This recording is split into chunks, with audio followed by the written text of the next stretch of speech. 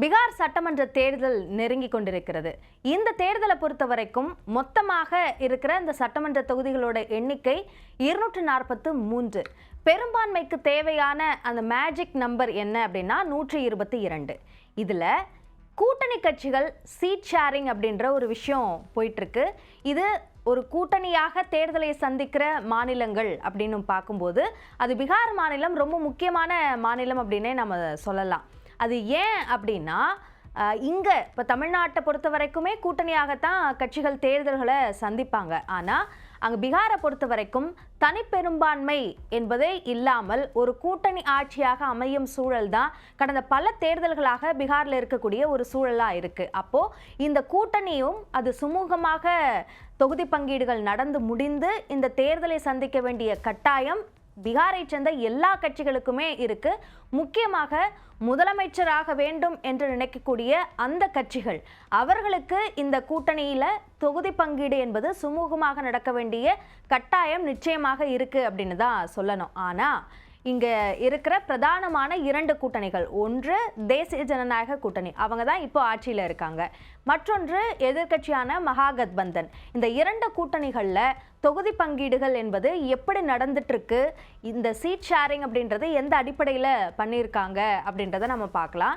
இதில் அடிப்படையாக புரிஞ்சுக்க வேண்டிய ஒரு விஷயம் என்ன அப்படின்னா, தேசிய ஜனநாயக கூட்டணியில் தொகுதி பங்கீடு அப்படின்றது வந்து சுமூகமாக நடந்து முடிந்து எந்தெந்த கட்சி எத்தனை இடங்களில் போட்டிடுறாங்க அப்படின்றதுக்கான அறிவிப்பை வெளியிட்டுட்டாங்க. ஆனால் மகாகத்பந்தனில் ஒரு பெரிய குழப்பம் போயிட்டு இருக்க சூழல் தான் இருக்குது அப்படின்றத நம்மளால் புரிஞ்சுக்க முடியுது.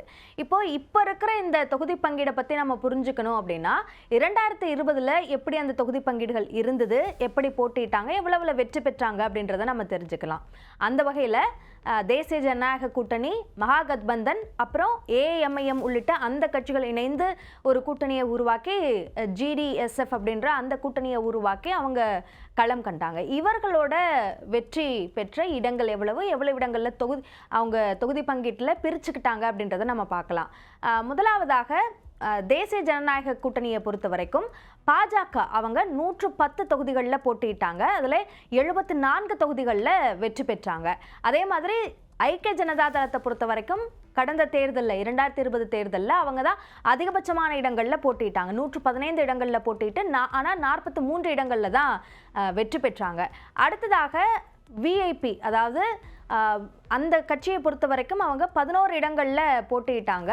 ஆனால் 4 இடங்களில் வெற்றி பெற்றாங்க. ஆனால் இந்த கட்சியை பொறுத்த வரைக்கும் இப்போ அவங்க தேசிய ஜனநாயக கூட்டணியில் இல்லை, மகாகத்பந்தனோட அந்த தொகுதி பங்கீட்டுக்கான பேச்சுவார்த்தையில் ஈடுபட்டு இருக்காங்க.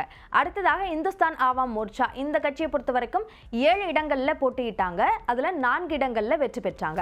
ஒட்டுமொத்தமாக 243 தொகுதிகளில் போட்டியிட்டு 125 தொகுதிகளில் தேசிய ஜனநாயக கூட்டணி வெற்றி பெற்றது.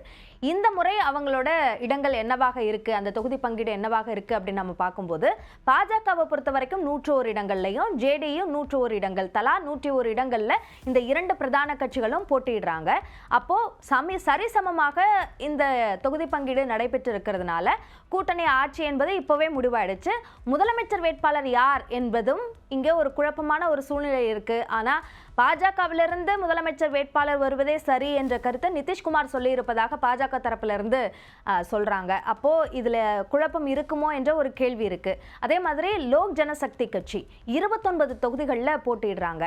கடந்த தேர்தலில் தேசிய ஜனநாயக கூட்டணியில் இணைந்து அவங்க போட்டியிடல, தனியாக 135 தொகுதிகளில் அவங்க போட்டியிட்டு ஒரு இடத்துல தான் அவங்க வெற்றி பெற்றாங்க. ஆனால் அந்த கட்சிக்கு இந்த தேசிய ஜனநாயக கூட்டணியில் 29 இடங்கள் ஒதுக்கீடு செய்யப்பட்டிருக்கு. அடுத்து இந்துஸ்தான் ஆவாம் மோர்ச்சாவை பொறுத்த வரைக்கும் 6 இடங்கள்ல அவங்க போட்டிடுறாங்க, அவங்களுக்கு அந்த இடங்கள் ஒதுக்கீடு செய்யப்பட்டிருக்கு. அதே மாதிரி ராஷ்டிரிய லோக் மோர்ச்சா என்ற கட்சிக்கு 6 இடங்கள். அப்போ இந்துஸ்தான் ஆவாம் மோர்ச்சா, ராஷ்டிரிய லோக் மோர்ச்சா அப்படின்ற இந்த 2 கட்சிகளுக்கும் தலா 6 இடங்கள் என ஒட்டுமொத்தமாக 243 இடங்களுக்கான அந்த தொகுதி பங்கீடை முழுமையாக தேசிய ஜனநாயக கூட்டணி முடிச்சிட்டாங்க அப்படின்னு தான் சொல்லணும். சரி, அடுத்ததாக மகாகத்பந்தன் கூட்டணியோட நிலவரம் என்ன அப்படின்னு அப்படின்னு பார்த்தோம்னா 2020 தேர்தலில் அதிகபட்சமான இடங்களில் ஆர்ஜேடி தான் போட்டிட்டாங்க. 144 தொகுதிகளில் போட்டிட்டு 75 இடங்களில் வெற்றி பெற்றாங்க. அதிகமான இடங்களை பெற்ற கட்சினா அது ஆர்ஜேடி தான். 2020 தேர்தலை பொறுத்த வரைக்கும் அவர்களை விட குறைவான இடங்களில் தான் பாஜக, அடுத்த நிலையில தான் பாஜக இருந்தது. பாஜகவுக்கும் ஆர்ஜேடிக்குமான வாக்கு சதவீதமே மிக குறைவாக தான் இருந்தது அப்படின்னு நம்ம பார்க்கலாம். அடுத்ததாக மகாகத்பந்தன் கூட்டணியில் மற்றொரு பிரதானமான கட்சி காங்கிரஸ். அவங்க 70 இடங்களில் போட்டிட்டாங்க. ஆனால் 19 இடங்களில் தான் அவங்களால வெற்றி பெற முடிந்தது. அடுத்ததாக சிபிஎம் மார்க்சிஸ்ட் லெனினிஸ்ட் கட்சி அவங்க 19 இடங்களில் போட்டியிட்டு 12 இடங்களில் வெற்றி பெற்றாங்க. அடுத்ததாக இந்திய கம்யூனிஸ்ட் கட்சியை பொறுத்த வரைக்கும் 6 இடங்களில் போட்டியிட்டு 2 இடங்களில் வெற்றி பெற்றாங்க. சிபிஎம் 4 இடங்களில் போட்டியிட்டு 2 இடங்களில் வெற்றி பெற்றாங்க. ஒட்டுமொத்தமாக 110 இடங்களில் வெற்றி பெற்றிருந்தது மகாகத்பந்தன் கூட்டணி. அடுத்ததாக நம்ம ஜிடிஎஸ்எஃப் அப்படின்னு நம்ம பார்த்தோம் இல்லையா, அந்த கட்சியை பொறுத்த வரைக்கும் அவங்க ஏஎம்ஐஎம் அவங்க 5 தொகுதிகளில் வெற்றி பெற்றாங்க. பிஎஸ்பி 1 தொகுதியில் வெற்றி பெற்றிருந்தாங்க.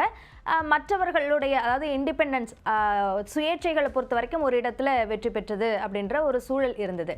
சரி, இப்போ மகாகத்பந்தன் கூட்டணியில் என்ன நிலவரம் அப்படின்னு பார்த்தோம்னா அது ஒரு மிகப்பெரிய குழப்பமான ஒரு சூழ்நிலை தான் இப்போதைக்கு இருக்குது அப்படின்னு நம்ம புரிஞ்சுக்க முடியுது. கூட்டணி கட்சிகளே ஒருவரை ஒருவர் எதிர்த்து போட்டியிடக்கூடிய ஒரு நிலை அங்கே ஏற்பட்டிருக்கு. இப்போ பீகாரை பொறுத்த வரைக்கும் 2 கட்டமாக தேர்தல் நடைபெறுது. முதல் கட்ட தேர்தலை பொறுத்த வரைக்கும் 18 மாவட்டங்களைச் சேர்ந்த 121 இடங்களுக்கு முதல் கட்ட தேர்தல் நடக்குது. அது நவம்பர் 6ஆம் தேதி.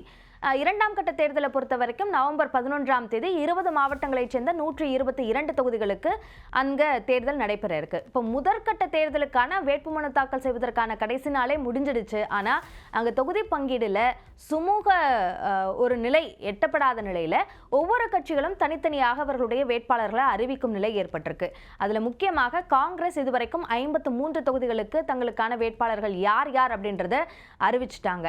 அதே மாதிரி இதில் ரொம்ப முக்கியமாக குடும்பா அப்படின்ற இந்த தொகுதி, அதில் காங்கிரஸ் கட்சியோட அந்த மாநில தலைவர் ராஜேஷ் ராம் போட்டியிடுவார் அப்படின்னு காங்கிரஸ் அறிவிச்சிருந்தாங்க. ஆனால் அவருக்கு எதிராக ஆர்ஜேடி வேட்பாளரை அறிவிச்சிருக்காங்க. அதே மாதிரி வைஷாலி, லால்கஞ்ச் போன்ற முக்கியமான தொகுதிகளிலையும் காங்கிரஸ் வேட்பாளர்களுக்கு எதிராக ஆர்ஜேடி களமிறங்குது.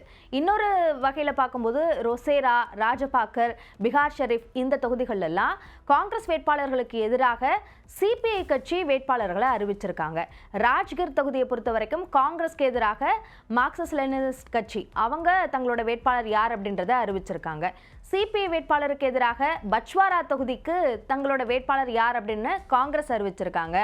இதற்கிடையில் ஜார்க்கண்ட் முக்தி மோர்ச்சா முந்தைய தேர்தல்களில் இவங்களோட மகாகத்பந்தன் கூட்டணியில் இடம்பெற்ற கட்சி தான் அது. ஆனால் ஒட்டுமொத்தமாக இந்தியா கூட்டணியிலையும் அவங்க இடம்பெற்றிருக்காங்க. இந்த நிலையில் தாங்கள் தனித்து போட்டியிடுறோம் அப்படின்னு அறிவிச்சிருக்காங்க. 6 தொகுதிகளில் போட்டியிடுறோம், மகாகத்பந்தன் கூட்டணிக்கு எதிராக களமிறங்குகிறோம் அப்படின்னு அறிவிப்பு வெளியாகி இருக்கு.